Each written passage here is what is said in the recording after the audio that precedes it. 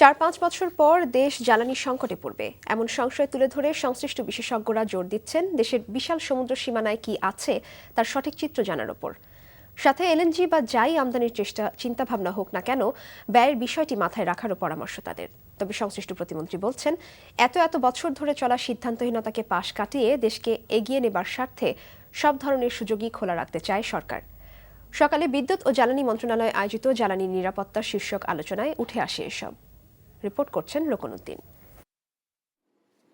দেশে বর্তমানে থাকা গ্যাসের মজুদ শেষ হয়ে যাবে 2020 সালে। দেশে থাকা কয়লাও বাণিজ্যিক ভিত্তিতে উত্তোলনের সিদ্ধান্ত হয়নি। আমদানি নির্ভর কয়লার জন্য যে অবকাঠামো প্রয়োজন তাও প্রস্তুত নয়। সব মিলিয়ে কি 4-5 বছর পর জ্বালানি সংকটে পড়তে যাচ্ছে দেশ? এমন আশঙ্কার কথা তুলে ধরে সংশ্লিষ্ট বিশেষজ্ঞরা জোর দিচ্ছেন দেশের সমুদ্র সীমানায় কি আছে আর কি নেই তা জানার ওপর।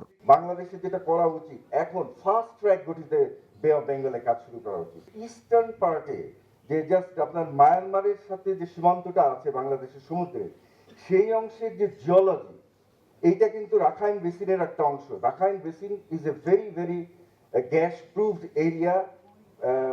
মায়ানমারে কিন্তু রাখাইন বেসিনের ভিতরে তারা অলরেডি 10 TCF এর মতো গ্যাসের সংকট মেটাতে তরল গ্যাস বা এলএনজি আমদানির কথাও জোরে সোরে বলা হচ্ছে বেশ কয়েক বছর ধরে, কিন্তু তারও সুবিধা অসুবিধা দুই দেখছেন বিশেষজ্ঞরা।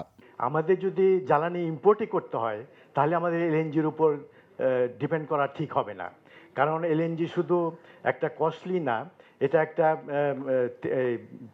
আন্তর্জাতিক মূল্য বাজারে এটার দাম ওঠানামা খুব বেশি করে। সবকিছু শুনে সংশ্লিষ্ট প্রতিমন্ত্রী বলছেন, দেশের যথাসময়ে ঠিকঠাক সিদ্ধান্ত নেবার লোকের যে বড্ড অভাব।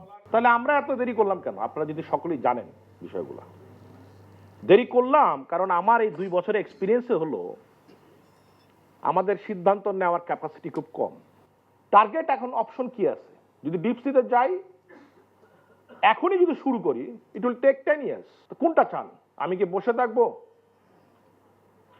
ডিপ সিতে গ্যাস আরন হবে, সেই গ্যাস দিয়ে তারপর ইন্ডাস্ট্রিকে দিব, তাহলে এই $50 বিলিয়ন সব ইন্ডাস্ট্রি কালকে বন্ধ হয়ে যাবে। এখনই এই মুহূর্তে আমরা ইন্ডাস্ট্রিতে ইনভেস্টমেন্ট হচ্ছে না, ক্যাপিটাল মেশিনারিজ আপনি দেখেন imported has fallen down. So যত তাড়াতাড়ি যা অপশন আছে টেক ইট।